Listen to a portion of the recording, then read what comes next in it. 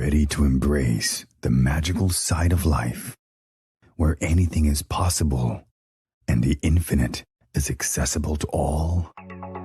Let's have a conscious conversation about what's going on in the world, in your life, and your relationship from the expanded perspective of your soul. The path to awareness begins and ends in the heart. So let's take it there, one step at a time, and learn to cultivate magic in your life every single day. In each episode, we share a collective space in which we discover the unique facets of our own magic and embody our superhuman qualities by humbly exploring how it's super simply to be human. Hosts Kaí and Dell co-create a magical experience to remind you that you are magical as fuck. Now, be unleashed. This is our daily magic.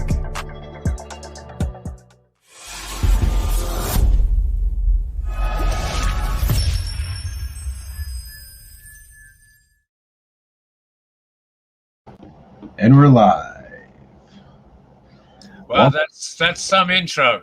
Boy, I had to put my safety belt on for that one. That's impressive stuff. Do you like the part with the cat unicorn in the beginning? Wow, that's wild stuff.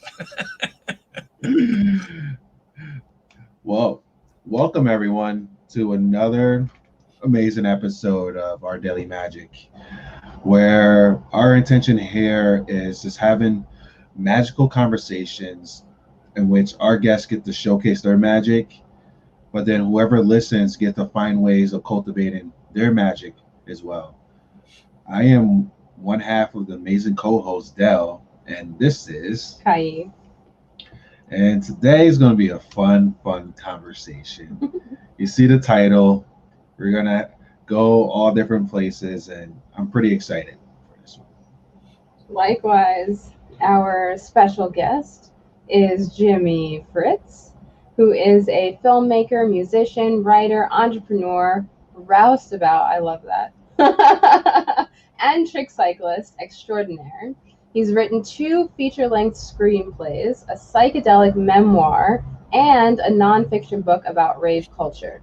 He's just published a new book entitled Confessions of an Ethical Drug Dealer, which is a psychedelic travelogue and memoir. The book takes you on a journey, both geographical and philosophical, while sharing a half-century of adventures in buying, selling, and consuming psychedelic drugs. Along the way, we learn the difference between smart drugs and dumb drugs, the truth about religion, and how to make a perfect cup of tea. It outlines Fritz's 50-year journey in buying, selling, and experimenting with psychedelic drugs while traveling the world. Welcome, Jimi Fritz. Hello, welcome from Canada. Oh, what part? Vancouver. Awesome. It's beautiful there. Oh, you been there? I flew over it. That's a great place. You should check it out sometime. It's got everything. Looks like it. It's like a little microcosm of everything. Yes, it's a little magical wonderland. Speak about microcosms of everything. That intro was a microcosm of everything. And the way I like to dive into things initially is to just dive right in. So, Jimi, the floor is yours. I just love to just ask the initial question of yourself, because you're a magical being through your experience, which is a magical experience. What led you to go through there, and how did you discover your own magic? Discover my own magic. You'd have to define magic, I think, first. Yeah, well, What do you mean by magic? That's the cool thing about it, because magic could be infinite definitions, but for myself, the essence of magic is who you truly are.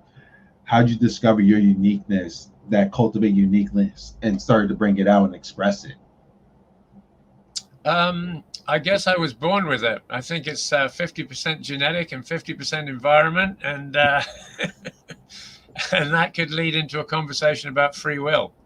Do we really have it? I don't know. There's good arguments on both sides.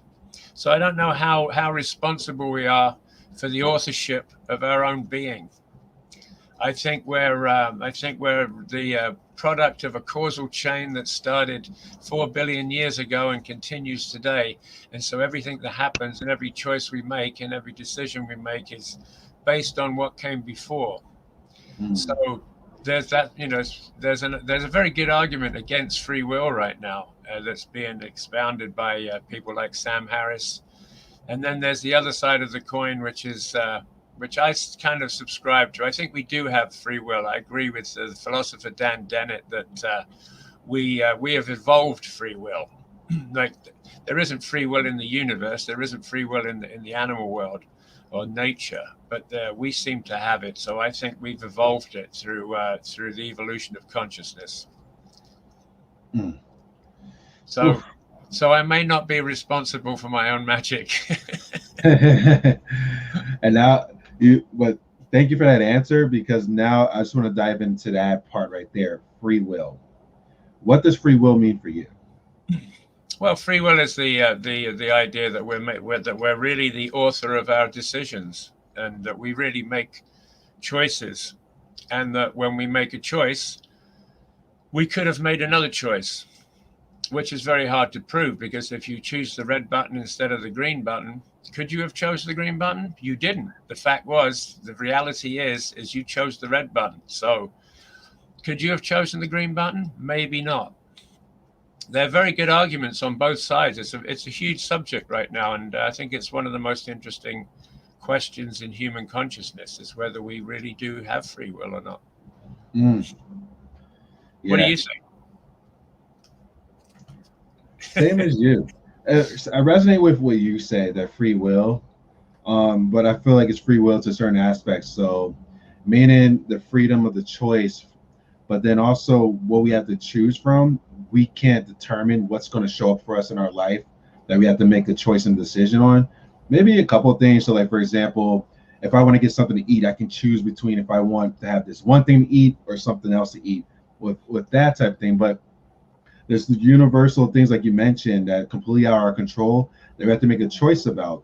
Like, for example, collectively, this pandemic right now, we actually have a free will and choice of how we want to respond to this that's happening collectively for us. How do we want to be unconditionally with whatever is in front of us with this pandemic and everything else? So I agree with you, but it's like you said, like on both sides of things, there's completely some stuff that we don't have free will about. It's like the flow of the universe that's coming through, and this co-creation that's helping us all evolve. Yeah, it's an interesting question, because there are really good arguments on both sides. Yeah. So I don't think the decision, or the truth has been discovered yet. Right. There's this book that I'm reading. It's called The Right Use of Will. And through reading this book, where my understanding lies right now, just totally based on my own interpretations of the text and, through my experience, is that I feel like regardless of the choice, which I feel in the way that it's being used in this conversation is like synonymous with destiny. So it's like, regardless of the choice, am I allowing my will to be freely expressed in such to create the experience on the way to that choice or on the way to that destiny? And it could look an infinite number of ways. It could look like an expression of anger. It could look like sadness. It could look like happiness. It could look like bliss.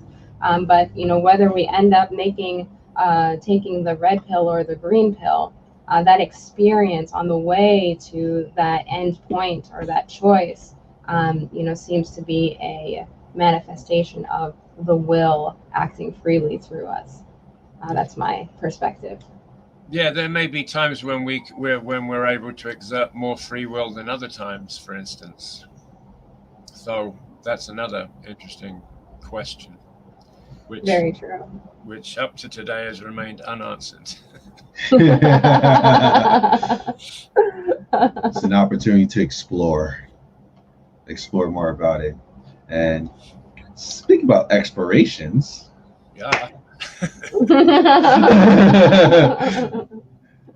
There's methods from the introduction that you have used for your own exploration, and something that resonates for us, and we have done exploration with it as well, and that's on psychedelics. So Right. how has your exploration with psychedelics impacted how you navigate through life right now? I think it's really influenced every part of my life. I started experimenting with marijuana at 15 years old. I'm 65 now, so I've had 50 years of experience with these substances, and they're really coming into their own right now. There's a massive amount of research going on into psychedelics, into their applications and possibilities.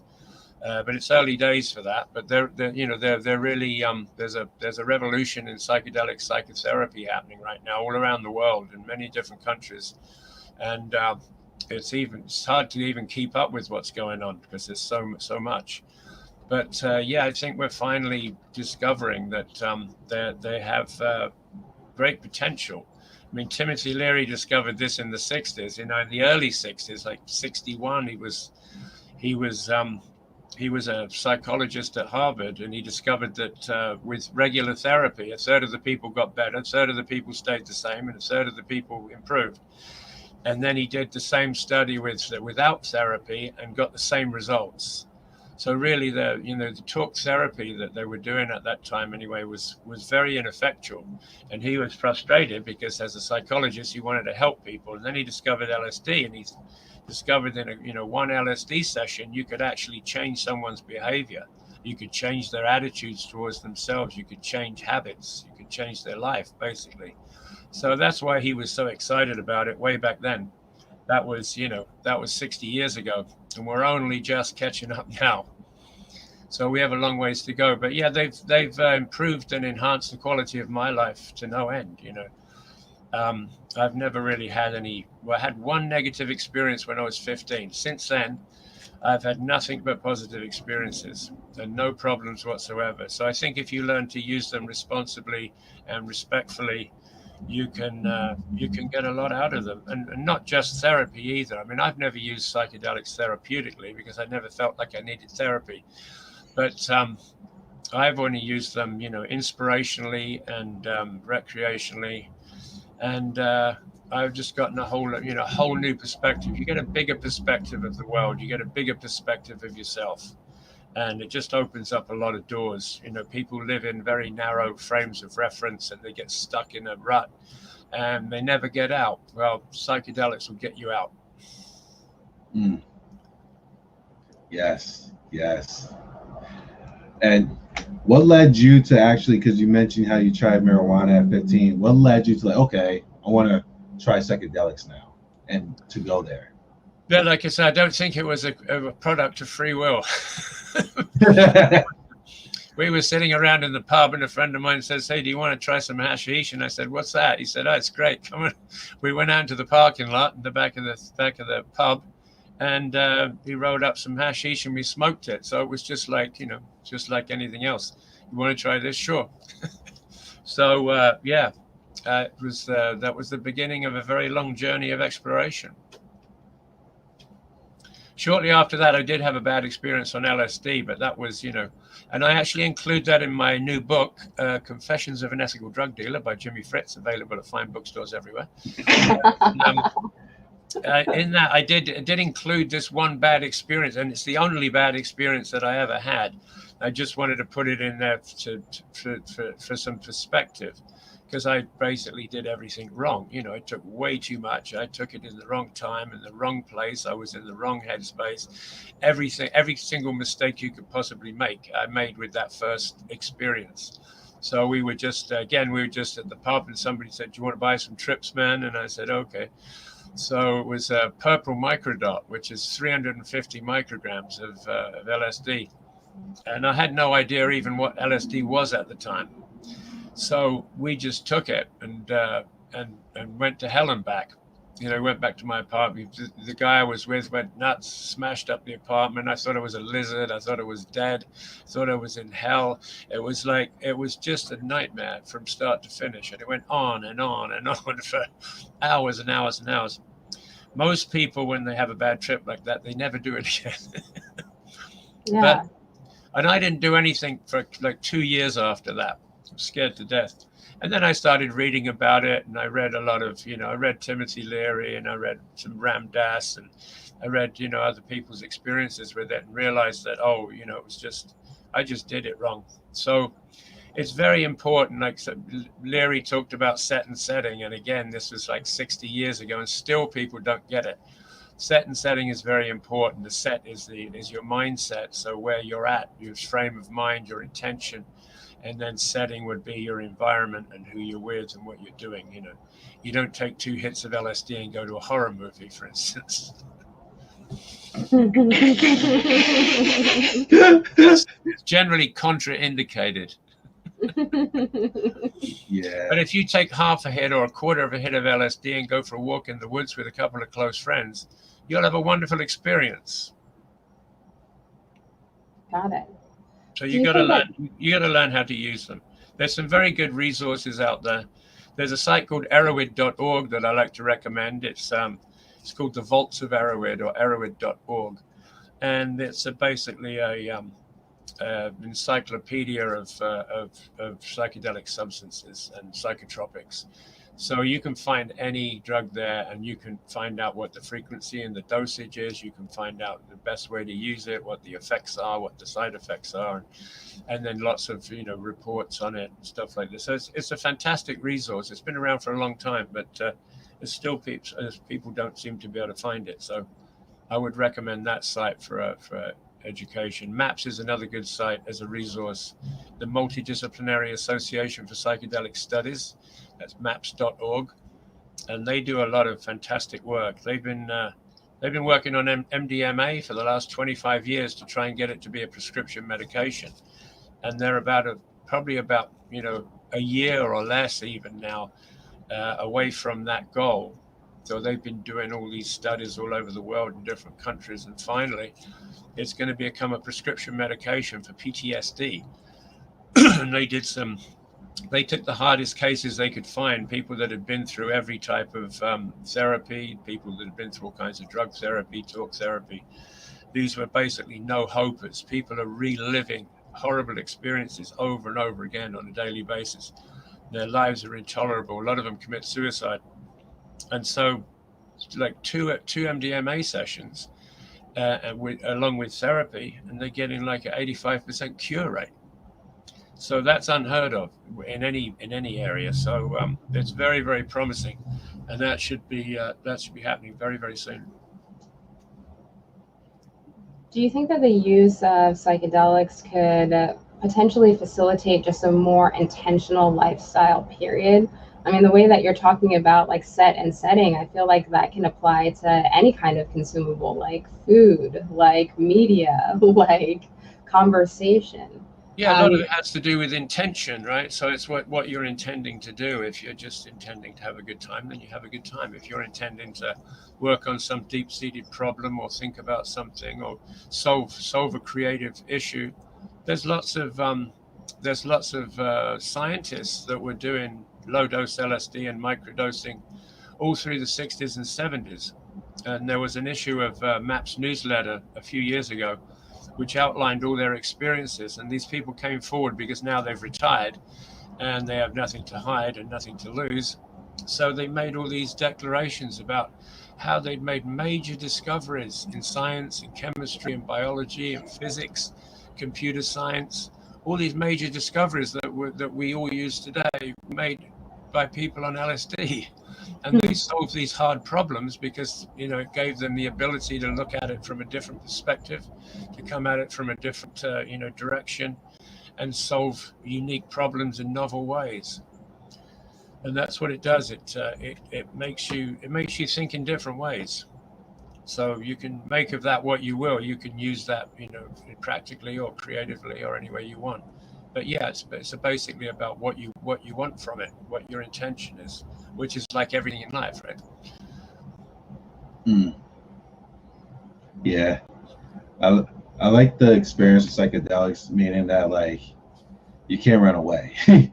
You know how like in life it's easier to find something to try to numb it down, or like in the psychedelic experience, it's like the roller coaster is going, and you get to face the stuff that you're meant to face, and there's deep healing behind that by going through those things. And like you mentioned, to see it from a different perspective, it like for me personally, I am an advocate. Like that was a sledgehammer I needed in my life to see things from a different perspective than the way I was heading a trajectory. But for me, more importantly now, what I feel is like the most important thing is integrating what you have experienced from like psychedelics, because what can happen, and happen with me, is I kept doing psychedelics over and over and over and over and over again because of the fact of it, the feeling that you get from doing it. And I felt like I needed to keep doing it to keep feeling that feeling and getting all this information and never integrating it until that one day, Right. like you mentioned, the bad trip, like that Yep. bad one, like going to hell and like all these different stuff, and like it leaves you like scared to like go back in there. But it was also an eye opener for me, like, wait, you need to integrate. Yeah, no, it's that's a good point, because it's all very well having a wild trip or whatever, but unless you can apply it to your life in some way, it's sort of it's kind of a wasted opportunity in some ways, unless you're just using some pot to relax or something like that. But if you're really with the true psychedelics like LSD, psilocybin, DMT, mescaline, you're gonna have some major differences of perception. And so you can the integrating that experience into your daily life is in a useful way or a positive way or a creative way is the whole point. That's the benefit. And if you don't do that, then it's just an experience that comes and goes, and you don't really learn very much from it. Again, it's like everything else in life. Like you can have an experience and not really learn anything from it, or you can have an experience and learn a lot from it. So it's all about intention and what you want to do. Mhm. Yeah. So So what was the psychedelic that you were doing too much of? what was it? Mushrooms. Oh, mushrooms, really? Yeah. Yeah. Took a heroic dosage. It was about like I think like 10, 15 grams of it. Oh yeah, that's heroic. Wasn't prepared. Yeah, because usually the Tim Leary, or was it Tim Leary, or no, who's the other guy? Terrence McKenna. Terrence McKenna. They said Yeah. the Terrence McKenna method, the 5 grams, and you sit in silence. And I was like, oh no, I'd rather take it up a notch. So did the 15 and wasn't ready for the 15, and it was a very intense experience. Yeah, and again, that's the mistake of just taking too much, Yeah, too much at once. You can do too much of anything, right? I mean, yeah, a glass of red wine with dinner is very nice, but if you did, swig down a 2 6er of bourbon in one go, you're going to have a very different experience. Same drug, different dosage.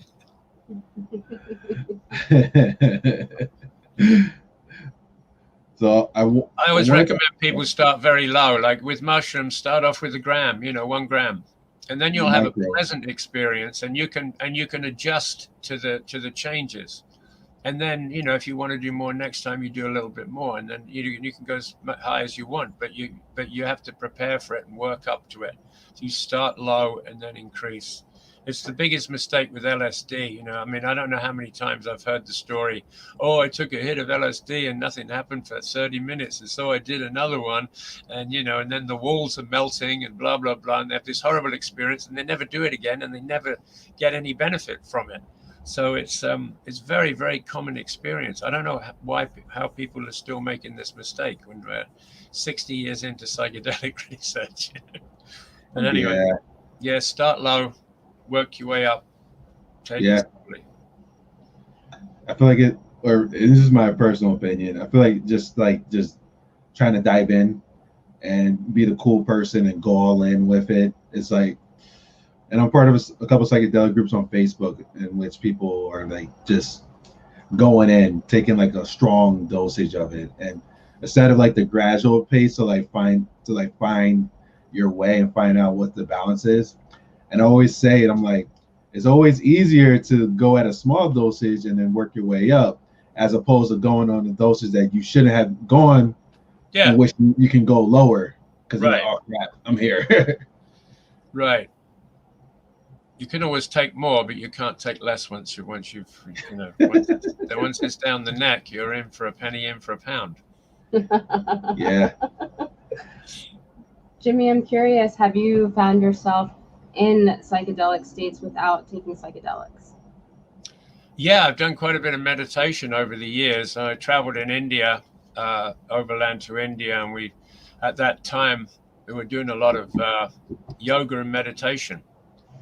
And a few years ago, I did the Vipassana meditation. Have you heard about that? Vipassana is a 10-day silent retreat. My son and his wife are the youngest Vipassana teachers in North America. They tour around and they teach courses in Vipassana. So Vipassana is basically the essential technique taught by the Buddha, apparently. Zen Buddhists make the same claim, and Dhyana Buddhism makes the same claim, and Chan Buddhism makes the same claim. Anyway, it's just the basic technique of meditation. So you just sit and you're just quiet and you concentrate on your breath, but it's a 10-day commitment, and it's 10 days of silence. There's no speaking, there's no interaction, there's no writing, there's no reading, there's nothing. It's just basically it's 24 hours meditation a day for 10 days. And what that does is eventually is an accumulative effect, and you get you get very psychedelic effects, not dissimilar to the dissolution of the ego that you can get with mushrooms and LSD. It's very, very similar. And I had an experience which they told me afterwards, it's called Bangarama, which is a complete dissolution of the physical form. So I'm sitting in the meditation hall and I feel you're scanning up and down your body. So you're scanning for sensations. And it's just this total attention and focus on anything that's happening in your body. So you scan up and down and up and down and up and down. And it got faster and faster and faster. And then it started going at light speed. And then everything started buzzing. And every atom in my body was like exploding. And I dissolved. And my physical form just dissolved. And I tried to stand up in the hall. And I stood up and looked down, and my whole body was buzzing and fuzzing and just going crazy. It was a very, very, strange experience, but very similar to LSD or psilocybin or mescaline. So yes, you can achieve your brain. Your brain does this stuff. It's capable of doing this stuff. It's just that the psychedelics act as a catalyst, but your brain is actually capable of doing all that stuff on its own. And then once you've got I used to do a lot of MDMA at raves, and I would be driving around in the car, and a track would come on, and it would build and build and build and build to the crescendo, and I'd come up on E, instantly. Like I feel it on the back of my neck, and I'd get flushed, and I'd feel like I was high on MDMA, like as high as I would if I did a full dose. And that was a purely psychological effect. It's like a hypnotic trigger. You hear the music and it triggers the experience. And then your brain does it on its own without the drug. So we're capable of doing that. Absolutely. Absolutely. Have you ever been to a rave? No, not really. No? I went to a party at a club that had like the abyss. They had a floor for raving and a floor for like hip hop and things like that. And I would go into the rave thing, but I never went to like a rave party doing like MDMA or anything. I'm pretty sure it'd be like a pretty fun experience. It was a pretty amazing experience. I discovered raves when I was 40, and it was a friend of mine from England. His kid came, and I used to babysit this kid when he was a baby. And he showed up on my doorstep as a 21-year-old. Said, "Hey, I'm John's son," said, okay. So he said, there's this thing called rave and you should come, and it's the newest thing and it's new music and new drugs and blah, blah, blah. So, okay, I'll try that. So I did a hit of MDMA and went into my first rave, and it really changed my life. It was a very powerful experience. And like I said, it was a very powerful meditation. It was probably the most powerful meditation I've ever done that first time, because it got me right in the moment, so present that, more present than I'd ever been with any meditation. So it was quite an experience. And then I got involved with raves and I started promoting them. So I promoted about 30 raves over the course of about 3 years. Used to do almost one a month. Find a location, a very, very tight crowd. We had membership only. It was an organization called SPEC, which was the Society for the Perpetuation of Empathogenic Celebrations. So we had 300 people on an email list, and I'd send out an email to the members. And to be a member, you had to have a membership card. And I would hand out the membership cards, and the prerequisite for membership was you had to be 100% cool and groovy. So you had to be certified 100% cool and groovy by me. So I had 300 friends. It became a really, really tight group. And then with the music and the atmosphere and the MDMA, it was like we had some very, very, very powerful experiences. And I saw people's lives change routinely. So, like many, many people's lives completely transformed by that experience. So that's why I wrote the first book I wrote, called A Rave Culture, an Insider's Overview, available at fine bookstores everywhere. I wrote that book because I wanted to tell people about the experience. I thought, this is incredible, and it's really underground, and not many people know about it. So I just wanted to tell everybody about it and put it into perspective, as a cultural, social, movement. And I thought it was, and a musical movement too. I thought it was really important on all those levels. So I was sort of driven to spread the word. So I was saved by the Church of Rave. Oh, yeah.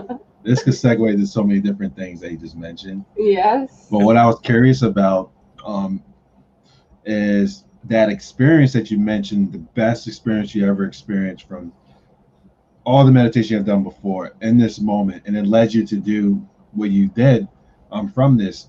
What was the experience exactly for yourself that you got to experience when you were at that rave and wow, I gotta spread the word about this? It was a feeling of unity. I guess up to that point, I was about 40. I felt like I'd sort of done everything and been everywhere, and I was getting a bit jaded. And it sort of restored my faith in humanity. MDMA gives you a very strong feeling of empathy, not just with yourself, but with other people, right? So you just feel really connected, and you feel like you belong, and you feel like you're in the moment, and you feel like everything is meaningful. So it was a very powerful experience, and it changed my life that night. I walked out in the morning, and I was a kind of a different person. But that's the value of psychedelics, is they do change your mind. And it's very difficult to change people's minds these days. You've probably noticed that once people are entrenched in their, in their patterns, it's very difficult for them to break out. And it's very difficult for you to influence anybody to break out. So psychedelics are unique in that way, is that they do actually just bust you out. They open up some doors in your brain. They make new neural pathways. They create new neuro maps for experiences, and they become new again. The world becomes new and different and inspiring, and that's what they've done for me and many other people. Oh yeah. I feel like every single person who had experience with psychedelics has a similar experience in that aspect of it, of that unity, like you mentioned, of realizing that, wait, we all are one. Like, you really get to feel and experience what it is like to actually be connected to everyone, and to also not have your egoic agendas and just be in the moment. Right, your critical faculties just fall away on MDMA.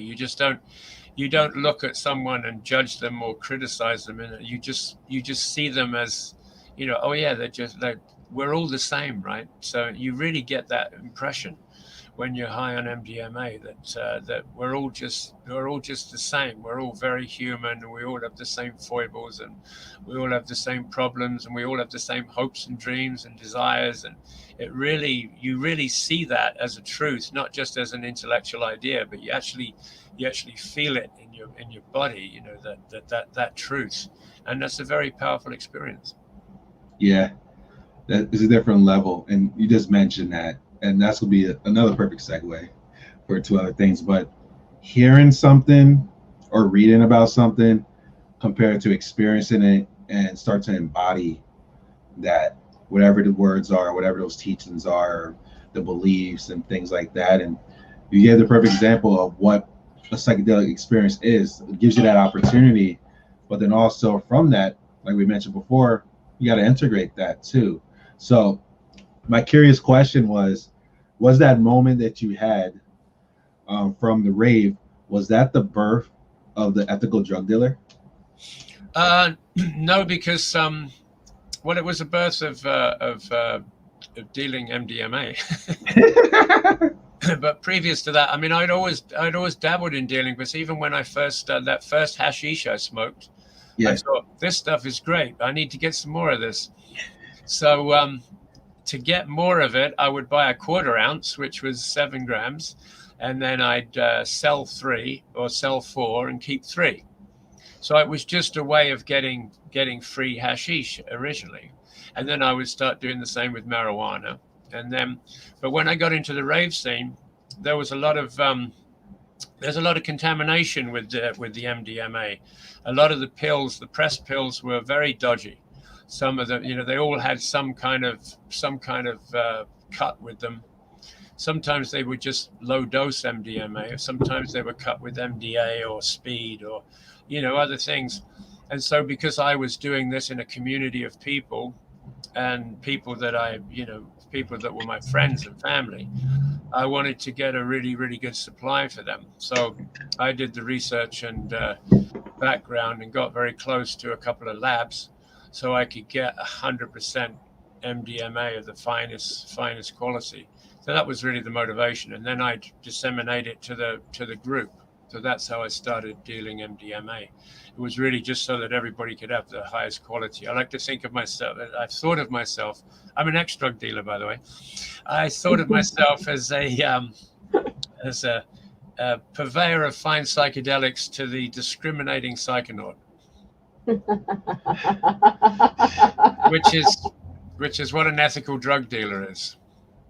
So I've never dealt opiates or coke or crystal or crack or any of that stuff, and never really been around it very much either. But yeah, they're very, very, very different drugs, and they're done for completely different reasons by different kinds of people. So I've always been a connoisseur of psychedelics, and tried to get the highest quality for the people around me, and that's basically why I started dealing. Got it. So where are you guys? Where are you situated? New Jersey. New Jersey. All right. What's the psychedelic scene like there? Who knows now, you know? Yeah. I have no idea, to be honest. Yeah. Really been on a hiatus, or meaning like stepped out of the psychedelic world. Before, we were doing it a lot before. Now I've been just with like mushrooms. We've done the LSD before. We've done ayahuasca, DMT, those type of things. But it came to this point for myself in which, like I said, with integration, but I was asking myself, why do I keep doing this over and over again?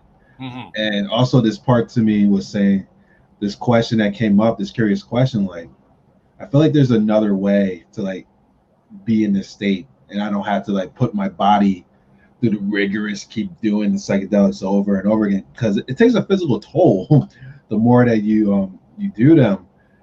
But also it motivated me to discover my own way of getting in that space, which I've done my own meditation work, and the meditation is a slower process compared to like the psychedelics. Like, woo, you're going there and you're going through all these things, but the But thing you I can love, bring those psychedelic experiences back into the meditation state too, right? Because you yeah, know what your brain's capable of and you know where it can go. So I think that makes meditation more powerful.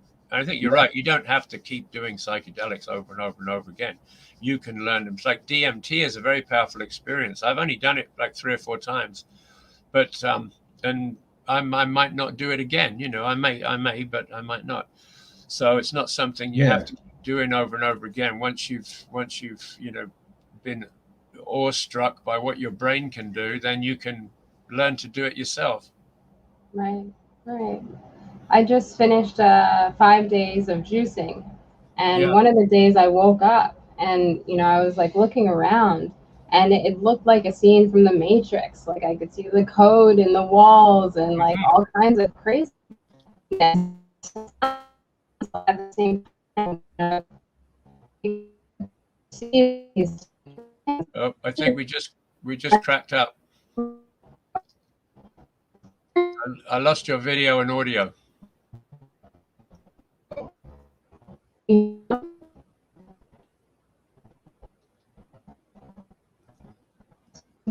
you hear me? You're gone for me.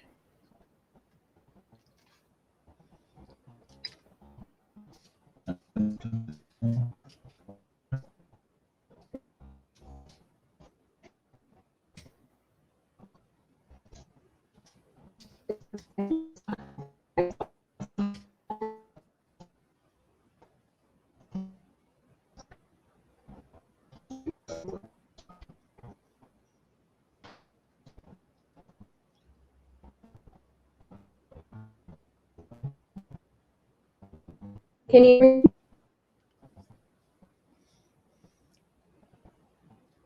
I'm still here. I can't hear you, and your video is frozen.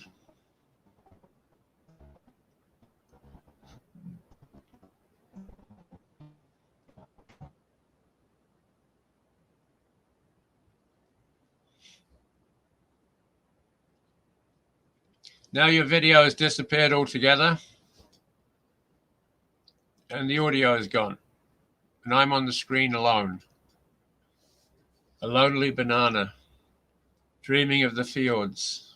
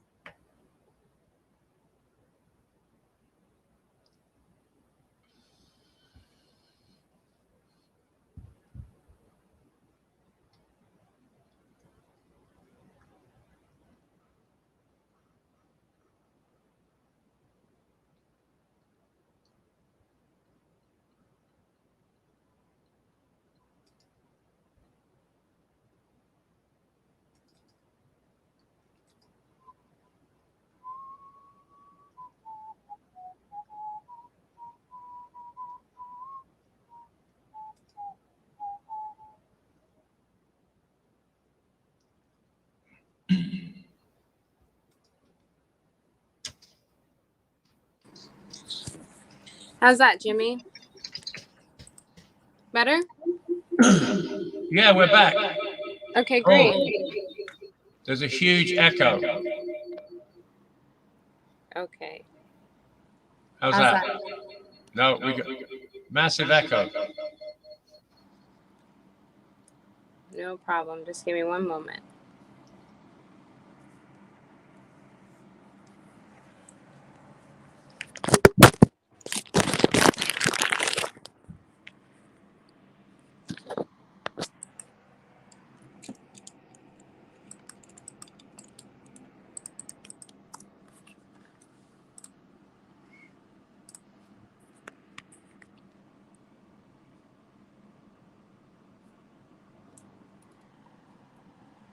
Okay.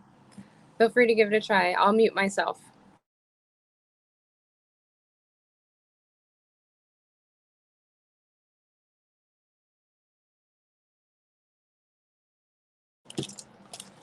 She said you try to unmute now and see if it works. Unmute us. Oh, I can't hear him. Huh. That's a funny thing with lives, when technical difficulties start to happen.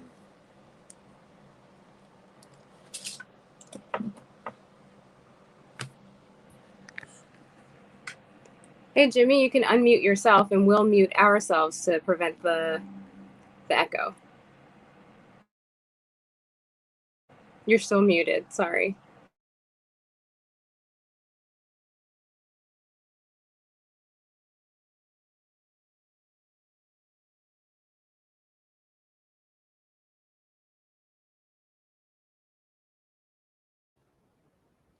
How are we doing? Oh, we got the echo back.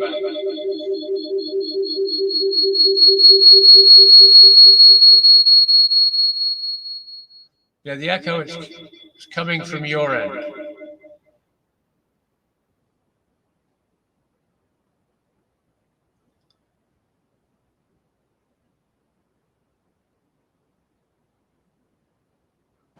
Okay, should be better now.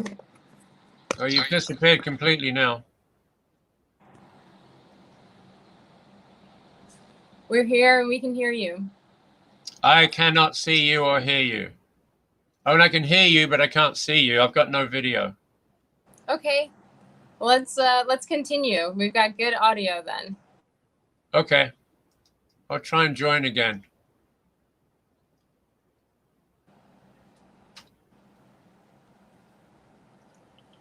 Yeah, I'll enter the studio again. How's that?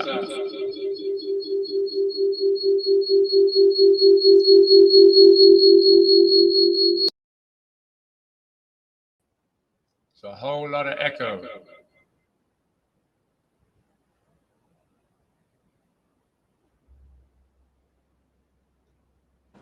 Better? Yeah. Okay, I can great. hear you now. Likewise. We have a user who just said, wow, I just hopped on. Oh, put it up. Can we put it up? A Facebook user said, wow, I just hopped on. The echo made it seem like you were time warping me into another dimension. It's a psychedelic experience that we're creating for everybody.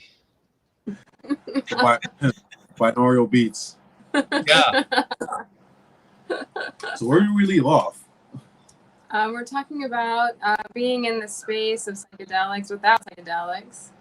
And we're talking about meditation. We're talking about fasting. Yeah, I think they're all very closely related. So with meditation, you're basically observing the way your mind works and observing your own consciousness objectively. And I think psychedelics are a similar approach, is that you get to see what your brain can do. And it's astounding, like what your brain can do on DMT is quite something. You don't, but you realize that your brain has the capability to do that, to think in different ways.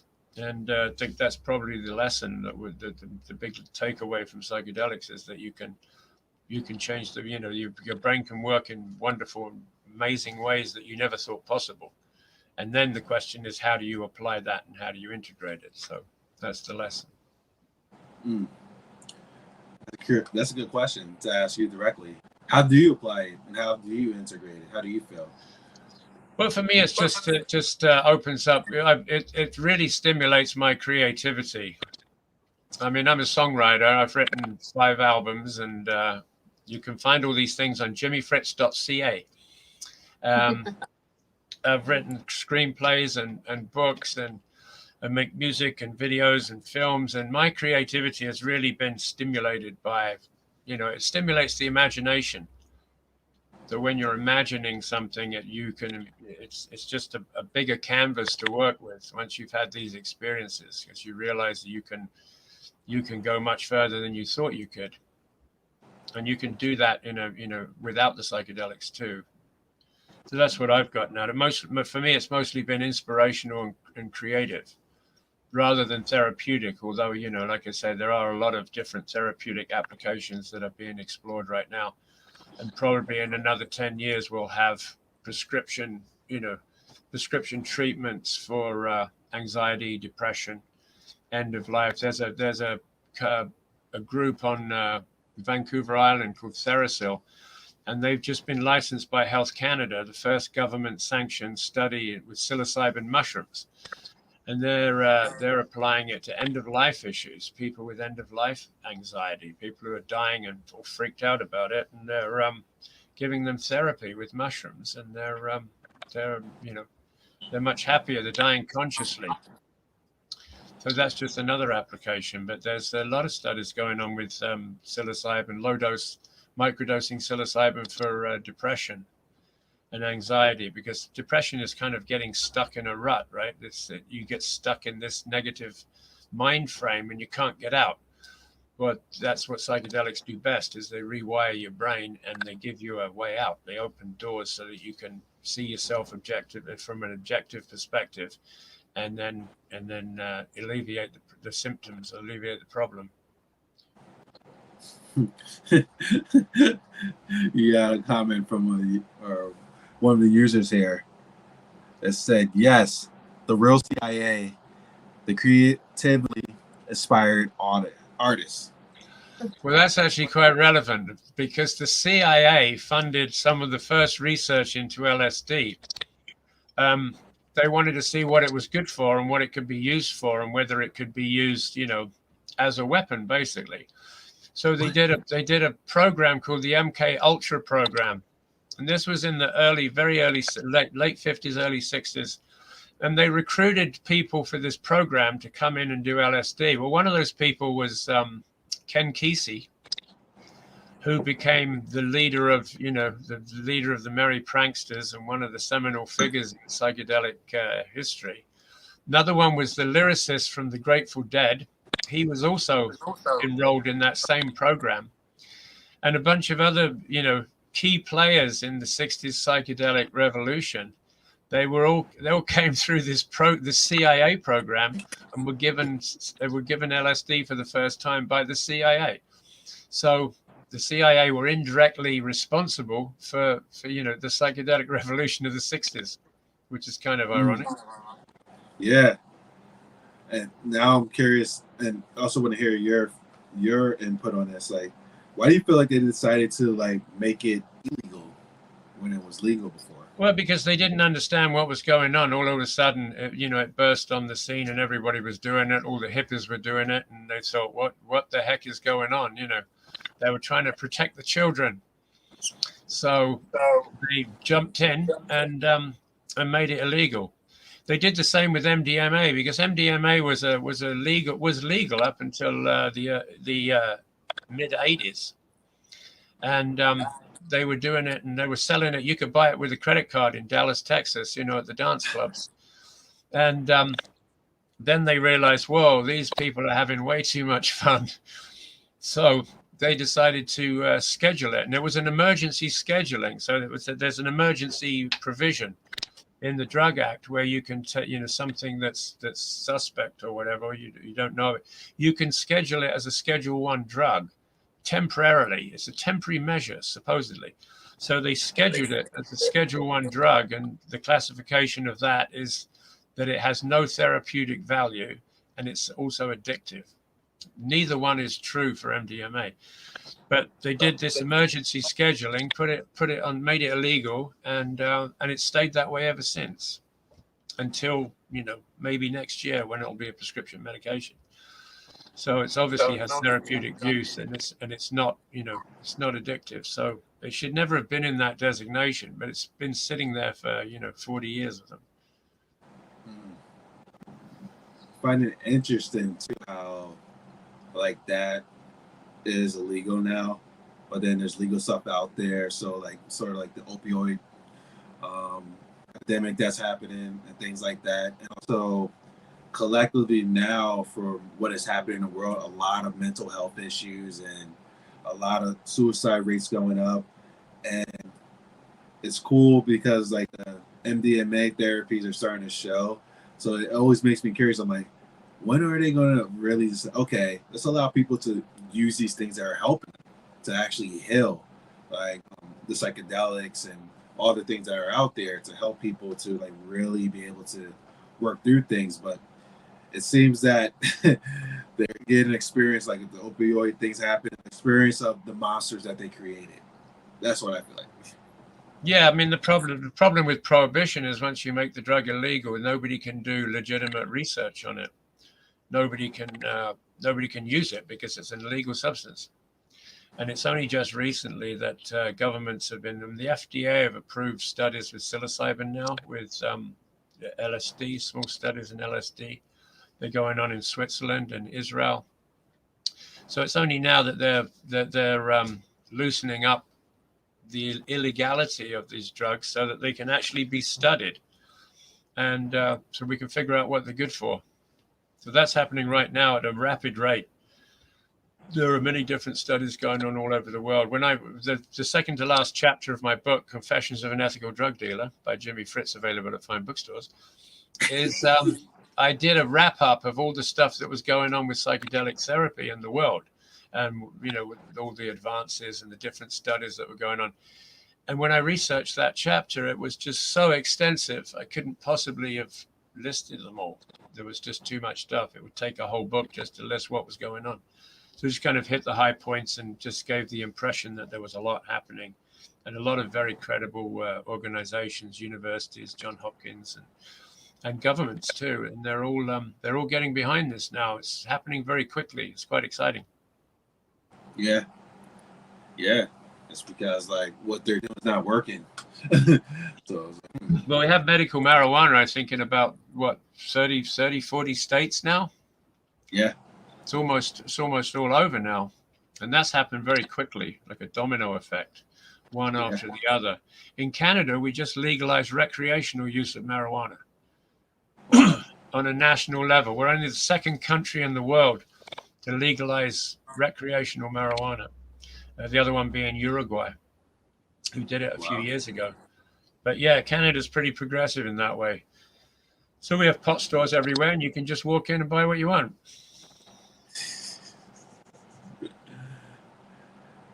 That's bad. Yeah. There's a program in Victoria, BC, where they're giving marijuana to opiate addicts as a gateway kind of out drug. So a transitional drug to get them off opiates. And there's some success there too. So it's a substitution therapy where you substitute something less harmful and then you wean off that way.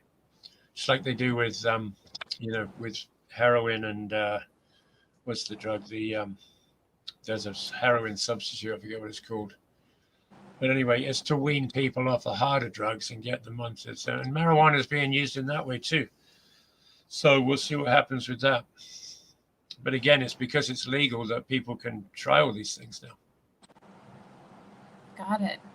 I like how the name of this episode is Ethical Drug Dealer, and now all of our viewers have become users.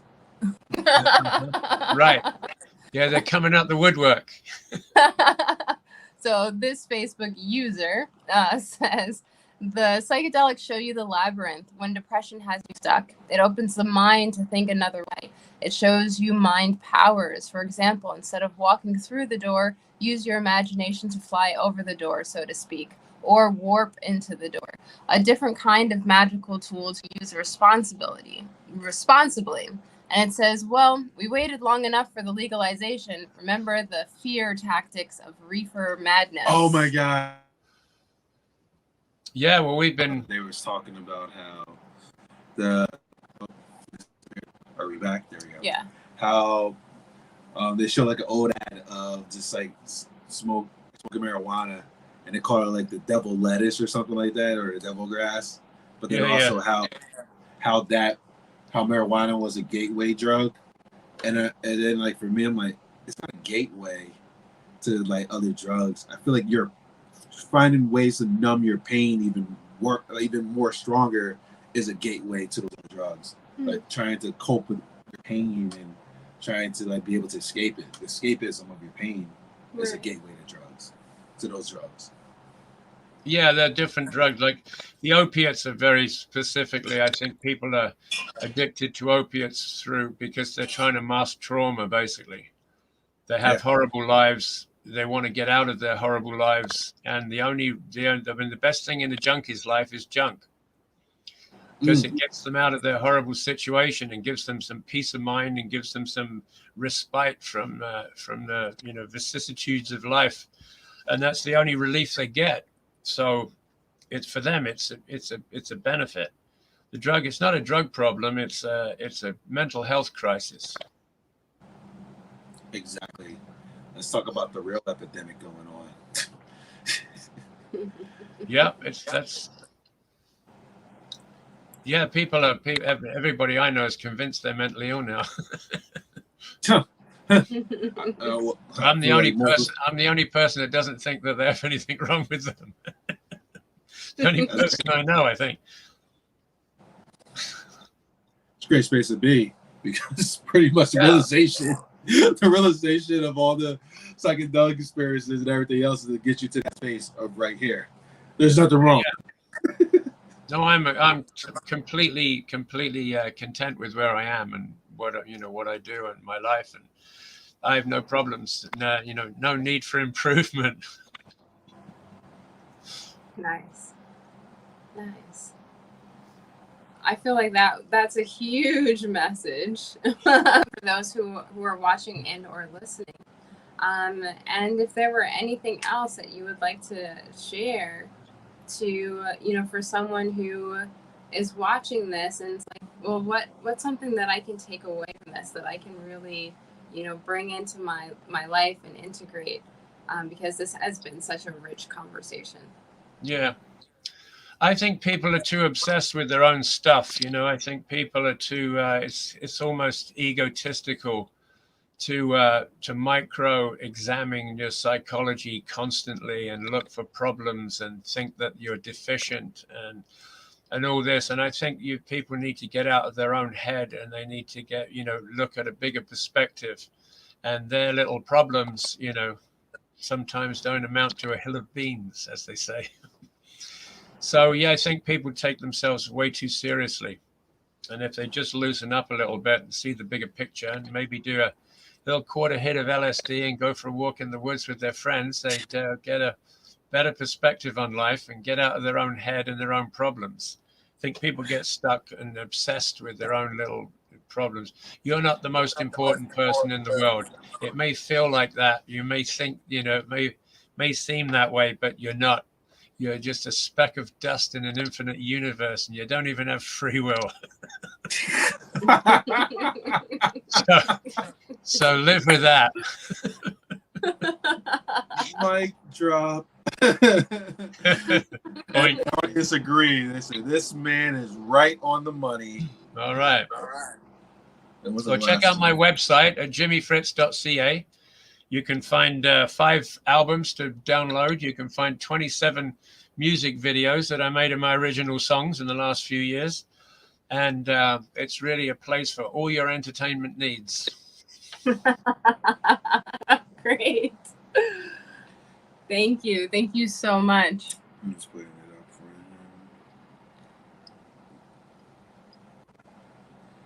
you. We're putting up your website just so that everyone can see. Thank you, Dell. Yep. There you go. Awesome. This conversation was amazing. I wish we had more time to dive even deeper. There's a lot of things that we could have went into from it, but we got the powerful message out there as it pertains to being an ethical drug dealer, but then also using psychedelics in a way that benefited yourself and benefited others, and doing integrative work, and also this new resurgence that we are a part of as well. So, Jimmy, thank you so much for sharing. Okay, nice talking to you guys. Take care. Bye-bye. See ya. See ya.